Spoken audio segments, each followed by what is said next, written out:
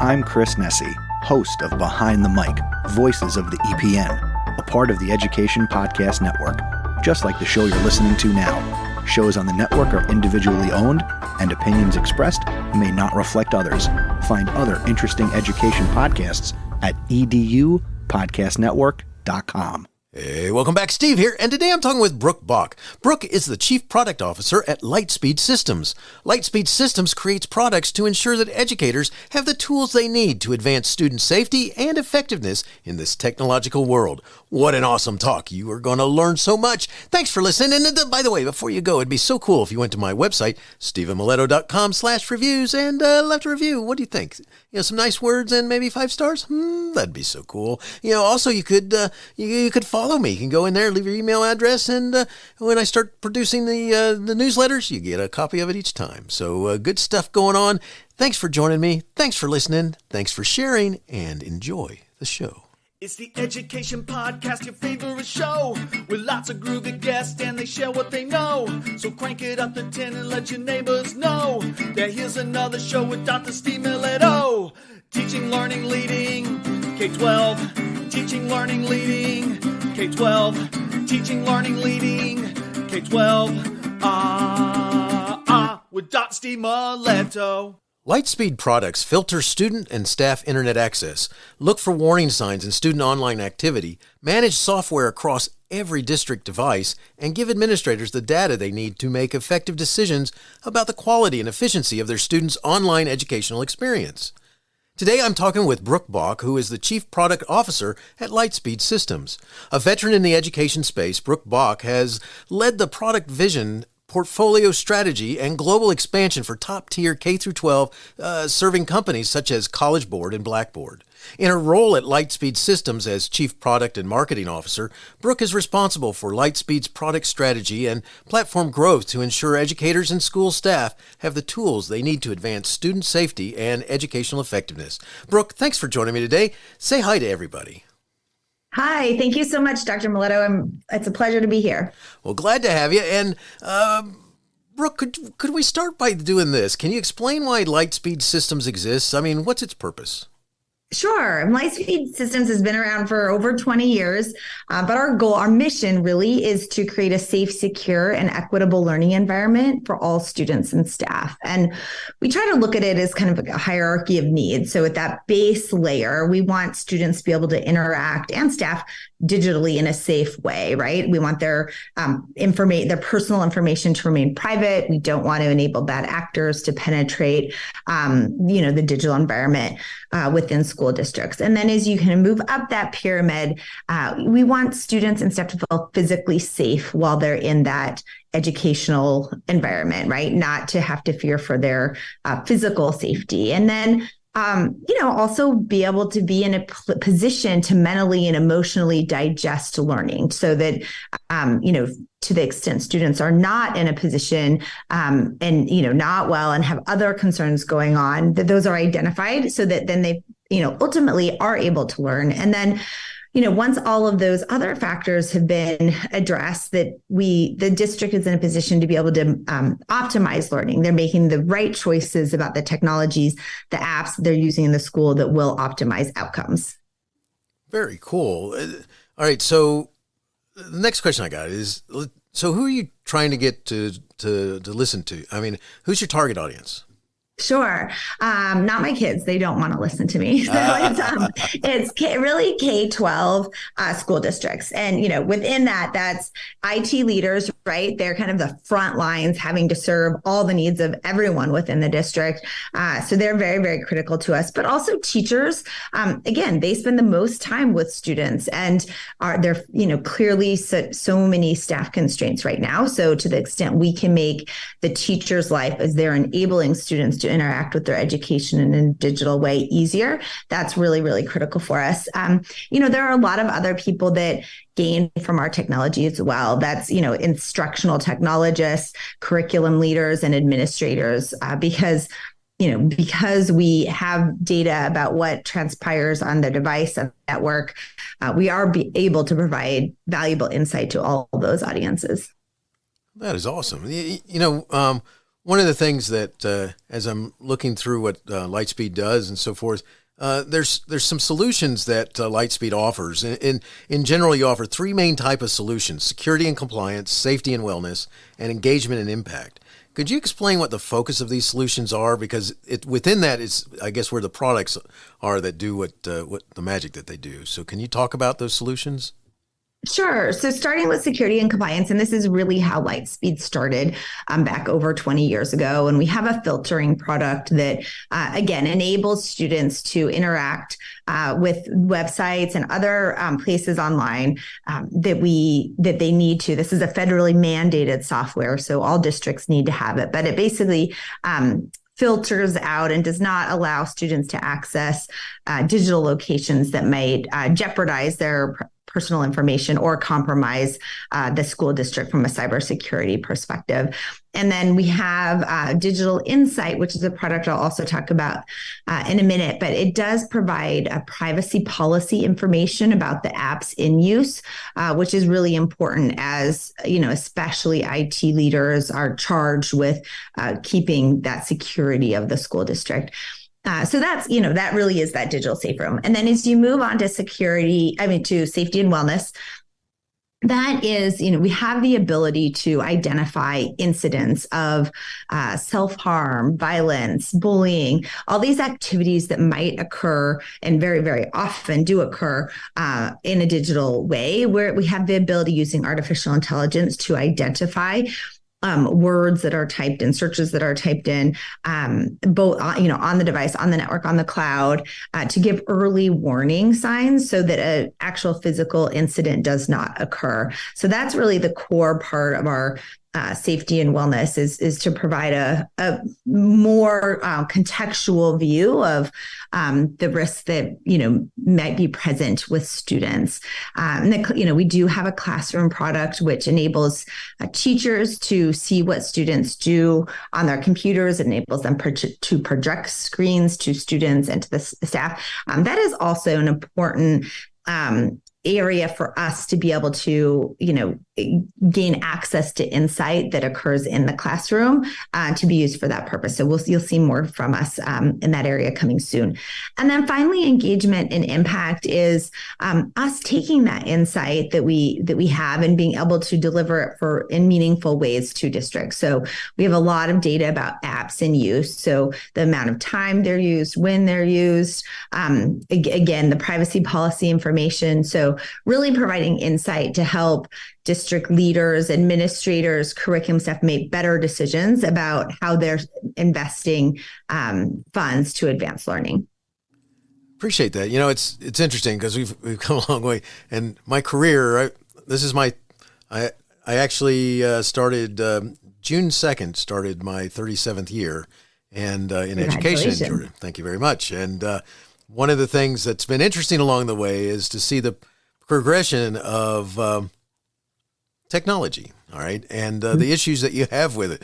Because like in the beginning, pretty much the kids knew way more than the adults, no matter what the situation was, and had to deal with an intruder who decided to eliminate the mail system constantly. That was a lot of fun. That was trying to figure out how to figure out where the person was coming from to delete the mail system.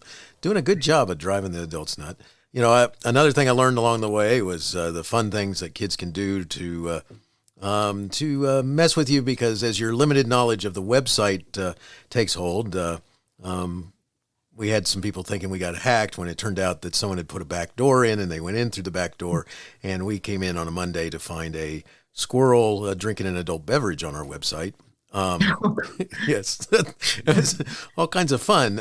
So there's all kinds of things that can go on out there. But what's happened over those years is that we've learned that there are ways to protect not only ourselves, but also the children from whatever sorts of, things are going on out there that we need to help protect them from. What's the most in-demand solution right now? I mean, is there a reason for that? Sure. And I mean, you're right. It's probably number one thing we hear from our district partners is, this deep desire to stay, kids are or pushing the envelopes. They're sneaky. They're doing all sorts of things, and to not be too far behind them, right? To try and get ahead of what's happening. We actually do sponsor events where we go and actually invite students in to try and break things and do whatever they can to help give us an early insight. But I will say probably the most in-demand product that we have now is actually digital equity. And that's a very new one that we've just launched this month. It sits within Digital Insight. And that gives the ability for districts to see when a student has trouble accessing the internet from home. So we know that, especially post-COVID, so much of learning now occurs digitally. And whereas before you'd come home and do homework with a paper and pencil, that's very, significantly less likely to be the case. So we provide valuable insight in digital equity to help determine if a student does not have access or no access to internet when they're at home, so that the district can, in a more timely fashion, remediate that. So that combination of the digital equity with digital insight, also really valuable with the funding cliffs kind of coming. It's really important to know of the technology investments, which ones are actually being used. So we're seeing a very big shift from just last year to this year, and really having that insight to be able to make better technology decisions and to be able to more promptly ensure that all students have access to learning. That's cool. That's, if nothing else, we sure learned a lot about stuff that we need to do in order to provide access based upon COVID and all of that, because it's, it was challenging. I had superintendents that were driving school buses that had little devices in them that they could pull into some very rural areas on church parking lots, so that people could pull up and receive Wi-Fi that way. And so there's any number of things that it's taught us about trying to provide access. So that's cool that you have that as some solutions there that are available for people. One of the things that I noticed on the website is that there are several stories about things that you've got going across the country in different, kind of success things that are happening across the country. And I was wondering if you could talk about some of what Lightspeed Systems is doing in some of the school systems across the U.S. Sure. I mean, I will say that we actually just spoke with a major district, and it was interesting hearing their perspective. They feel like we're creating a culture we help create this culture within their district, because we can provide insight and connect multiple different departments within the district with valuable information about students and student safety. So I thought that was a really interesting perspective that I hadn't even thought of before. But when we're surfacing a student who's, has having a hard time, that enables other people to connect on it, right? And if there's a student that's attempting to do something that's not good, it just enables a culture of connection within the school. So that, that's kind of one district's take. I will say there are other, much more specific examples. So there's one school district in Virginia that just saved $1.7 million by reconciling their apps. So they identified a number of apps that they had paid for, but they were not using. So that was a huge savings. Those funds can now be used for educational purposes. So that was great. Every single week, our software identifies students who are, have indicated they intend to take action a suicide attempt or other very, very serious activities. So that to me is, there are very, very often a school district will just say, I can't believe that we were able to stop this and prevent that. And we know that mental health is just increasingly a significant issue. A very high percentage of students have mental health challenges, and our ability on a very regular basis to be able to identify those occurrences before they happen is really huge. And then I would say the last one is artificial intelligence. So we bring districts together regularly. And in fact, we are today. But we had an event where we did this in February, and then another one in April. And between the two events in February, AI was not a huge point of interest for districts. In April, it was pretty much all of what districts wanted to talk about. So that is clearly a huge challenge that, students are using AI. In my daughter's graduation, for the commencement speech, several students had submitted commencement speeches using AI. And I think districts are running the challenge of what, it's just happened so quickly. What should our policy be? What is a safe use, et cetera? And so we're in a position to be able to provide useful context around how AI is being used and when and where. And so I think that will ultimately be really valuable to districts as they kind of, figure out how they want to address this new emerging technology. That alone right there, I think, is the $1 million, $1 billion question. It's like, right. how are we going to deal with this? And, there's been some powers that say, eliminate it, do away with it, outlaw it. And others are saying, really? You think you're going to do that? And, all I keep thinking about is a very popular movie from a long time ago where the computer decides that the astronaut Dave does not need to be allowed to live any longer. And but that's what comes to mind every time we start thinking about this thing. It's like, well, where are we with this? But that's cool. I can imagine how quickly that has become, help us kind of figure this out. And then the powers that be starting to work on that, because it's a huge thing. But at the same time, there's nothing cooler than saying, can you figure out, I actually asked AI this recently. I said, can you help me figure out how to say no in a nice way? And and it was cool. It came up with like 5 different ways of saying something way better than I was saying it. So that's funny. Like, thank you. It's an important, that's an important phrase to know how to say. Yes, it is. Yes, it is. And especially because I'm someone who tends to say yes too much. So it's like, I got to figure this out. But good stuff. So, one of the things that I'd like you to talk about is that why should a school system want to work with Lightspeed Systems? I mean, why should they reach out and engage you and say, we want to work with you guys? Yeah. I mean, we're not just one point solution, right? So we definitively have the greatest breadth of offering in that kind of hierarchy of needs of anyone out there. So we're not just a filter company, right? We're not just a classroom product company, but we're really trying to meet the needs of the entire ecosystem of the district. So, clearly we started with IT administrators, and they will always be the most, important and critical, client that we have. But that role is increasingly being impacted by other departments because it's increasingly curriculum is increasingly dependent on technology.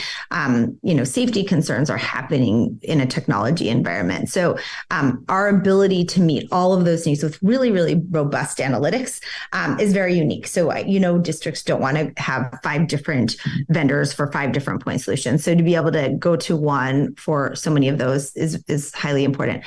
We also, the way our software works and how we filter and how we use AI to detect, incidents indicative of digital activity that could be threatening, is that we are on the device, the school network, and the cloud. So there's not a blind spot, right? There's not a portion of traffic that we're not able to get. So that's also really important to have that comprehensive coverage. And we also, schools may make a lot of different choices about the devices, the operating systems that they use, and all of them are important. Some might not be used very much, but there's still a subset of users in a school who might use Macs or might use various, and it is very important to us that we support all devices, all operating systems, so that those edge cases can sometimes be the thing that costs a lot of time from staff on the district. And then I would just say, finally, it is really important to us to understand our clients. We are not the user. And, my job as a leader of product is to understand what's challenging and try and build products that help solve those challenges and pain points. But we can't sit and do that in our desk in our office, right? We have to go and sit with district staff, and we do a lot of generative research and evaluative research at our district sites, so we can see where something's frustrating. We can see the physical reaction, the words that are used. That helps us build better products, and we are committed to truly trying to understand those things. I think digital equity is a great example. That was a conversation with a district last September, a very large district, and the individual said, we have migrant communities, and I don't know that there's a high percentage of our students can access learning. And that's where digital equity came out, and we have it out now in a matter of months. So we will always listen to our clients and what their most pressing needs are, and work really hard to quickly address them. We are not staying at one moment in time. Their needs are changing really fast, and they have fewer staff to meet those needs. So our objective is to keep up with them.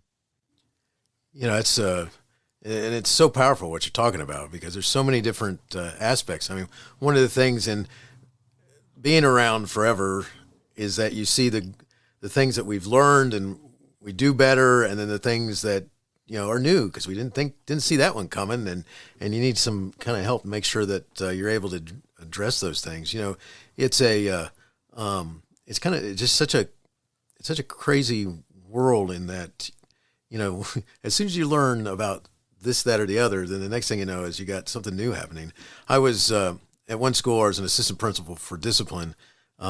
We had one of the problems they were having was that all the students had their own folders so they could save stuff to it when they were working in the computer lab or whatever. And what was happening was the servers were getting overloaded, because at those days kids were downloading all these games. It was really popular to just download these games. And so what they learned was they had a visit from I worked with the tech people that we had for the school, and I would go, because I was a bad guy.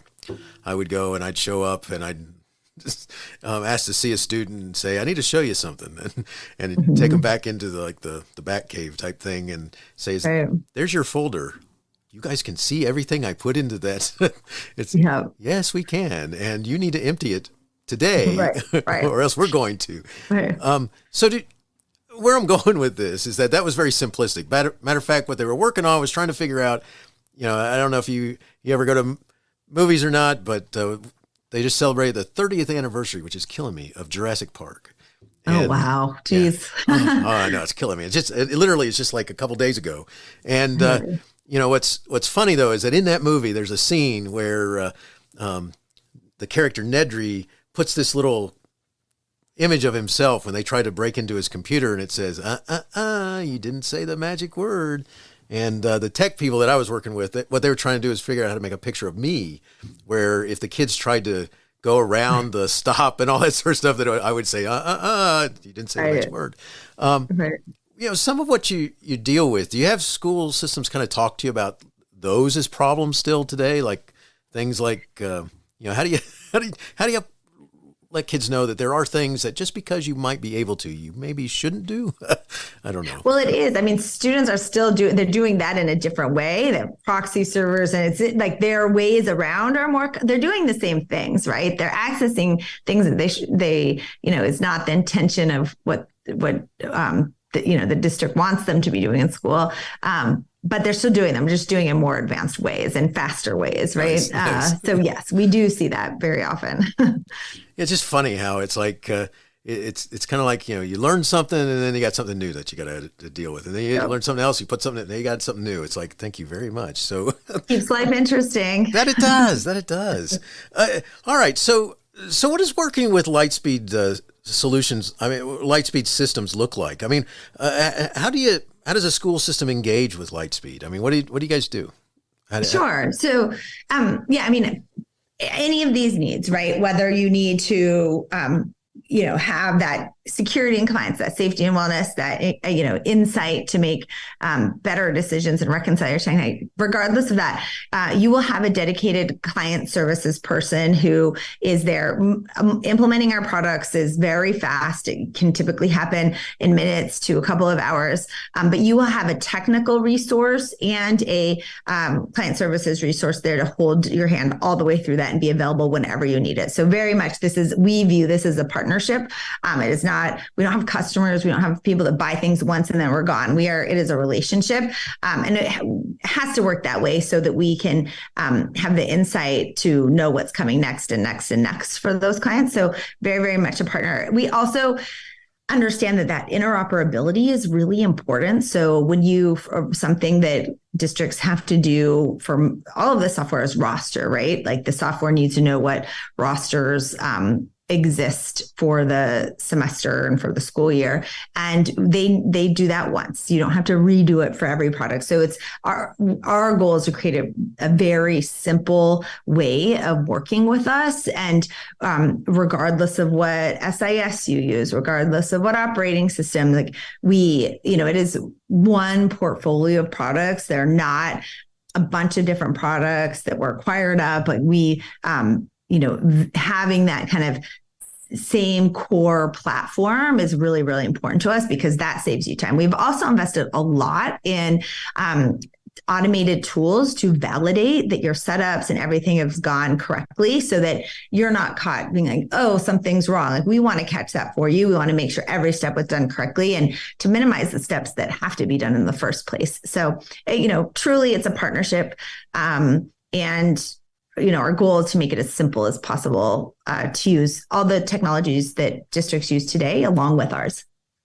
Very cool. That's, that's so important. Something you mentioned, the idea that if it's just somebody who's just acquired all these different products as opposed to it's something they've developed, that is an important thing because there's a level of frustration that can kick in when you got that other sort of thing happening. All right. So I got a question for you. If you had a chance to be the closing keynote speaker of a conference for superintendents, and I get to go to these things a lot, and so it's a big deal if you can say something that they're thinking about when they leave, as opposed to did I put money in the meter or not? What would you want them to remember about Lightspeed Systems as they were leaving the conference? That we are going to work very, very hard to be ahead for you. You don't know what your challenge is going to be tomorrow, but it's our job to know what your challenge of tomorrow is. And I think two really great examples of that were our launch of digital equity, right? That was something that was very different than what we did before. But we had a technology capability to provide this useful insight. And so we did it. Another one was the artificial intelligence. So within 2 days of that April conference, in which that was the hot topic of district leaders, we went ahead and put an AI dashboard within Digital Insight so they can see what AI apps are used. And we identified about 6 really valuable features that we are about 3/4 of the way delivering out now to clients. So several of them are already out and 2 more will be coming between now and the end of the year. So, we are a company that will listen to you and anticipate the needs of your future so you don't have to, right? We do not want to be stale and you can't afford to be. So we will be there with you. And I think have some very real, very recent examples of our desire and ability to do that. Very cool. Appreciate it. That's, it's a big deal to be able to go away thinking about how, I need some help in this area and give that a shot. And it's, I appreciate you talking about that because that's, this is the more we change, I can only imagine from April, on that, I just know how many of my friends' worlds have changed completely. And, they're in the businesses that they do and stuff like this as they're trying to figure out, I think things kind of popped up a little, even though there've been people knowing about it where it is, it's, many of us have been stuck in our world of, maps telling you turn right now, that type of thing. Right. And suddenly we're a lot. Oh my gosh. I just recently took my son to a Taylor Swift concert and I saw on the floor, where you do turn left here on a piece of paper, turn right here on a piece of paper. And I was like, wow, somebody still does that. Nice. Yes. It's funny that it's an art that is going away. So it's nice to see people doing that. Good stuff. Hey, Brook, if someone wanted to follow up and connect with you and or learn more, where would you send them? Sure. Lightspeedsystems.com, everything you need to know about our solutions. And please reach out to me on LinkedIn, Brook Bock. Happy to start a dialogue with you and, meet your needs. Very cool. And I'll have that information in the show notes so they can easily connect from there. So good stuff. I got two last questions for you, just questions I like to ask my guests. And the first one goes like this. How do you keep going when so much is going on that you may want to quit? There is a lot going on. My job is to identify opportunities to help. And I have no position I've ever had have I seen such an opportunity as I do now. The situation that we're in, the crisis that is our education right now, I don't know how we could not do it, right? There are literal lives at stake, life outcomes at stake. And it's just, on a very regular basis, they're really, really important things that we do have the technology to help solve. So it is meaningful. And I just don't know how we could not do it when we're in a position to do it. So awesome. That's good stuff. The last question I got for you, Brooke, and it goes like this. Do you have a teacher in your past who made a difference in your life? If so, who was it? And what would you say if given the chance to say thank you? That's a phenomenal question. I do. And he's actually a professor of economics, Professor Bruce Dalgard, and he believed in me. I grew up in modest means, but he saw that I was good at math, and he encouraged me to take on a lot of opportunities that benefited me. And I think that confidence helped me pursue, the career that I have today. So very grateful. He was a phenomenal professor and very inspiring. So thank you, Bruce. So cool. I like that. That's awesome. Brooke, thanks so much for talking with me today about Lightspeed Systems. I mean, what a cool focus. I'm wishing you the best in all you do. Thank you so much, Dr. Mileto. It was such a pleasure. I appreciate it. Hey, you have been listening to Teaching, Learning, Leading K-12, a podcast to help you help kids achieve their dreams. Teaching, Learning, Leading K-12 is a member of the Education Podcast Network. Podcasts for educators, podcasts by educators. Teaching, Learning, Leading K-12 is a member of the podcast network based in Canada called Voice Ed Radio. Voice Ed Radio, your voice is right here. The opinions expressed on Teaching, Learning, Leading K-12 are those of the guests and host. Teaching, Learning, Leading K-12 is intended to share ideas, advice, and suggestions. Teaching, Learning, Leading K-12 is produced for educational purposes.